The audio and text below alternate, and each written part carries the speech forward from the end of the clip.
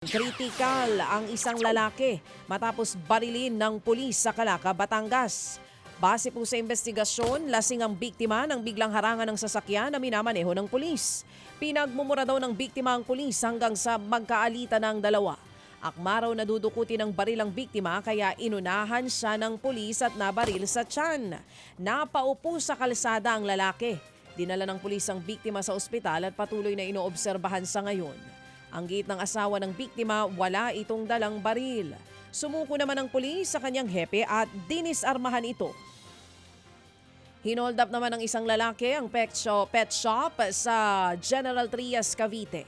Sa isang CCTV footage, kita po ang pagpasok ng suspect sa tindahan. Paglapit sa cashier, tinakpan niya ang kanyang mukha. Kinuha sa bag ang isang baril saka itinutok sa tindera. Tinangay po ng lalaki ang 8,000 pisong kita ng tindahan at isang cellphone saka umalis na parang walang nangyari. Rumesponde ang General Trias Police pero nakatakas na po ang holdupper. Yun lang, late na naman ang mga pulis. Napag-alamang may kasabwat na kawatan na isang rider. Tinutugis na po sila ng mga pulis. Nasagip naman ng Philippine Coast Guard ang 15 sakay ng motorbangka na lumubog po sa Ternate sa Cavite. Bandang tanghali nitong linggo nang lumubog ang bangka dahil sa nagtataas ang alon. Agad namang responde ang PCG at nagpadala po ng rescue boat.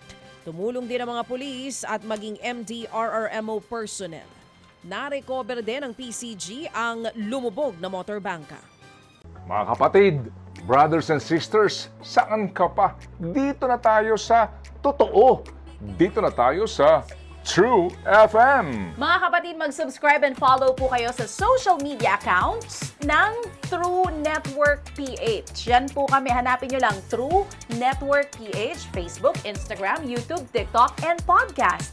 Mapa Apple or Spotify man yan, mahahanap nyo kami. Lahat ng mga napapanood at napapakinggan nyo po sa programa, nasa social media accounts namin yan. So paano mga kapatid? See you sa social media!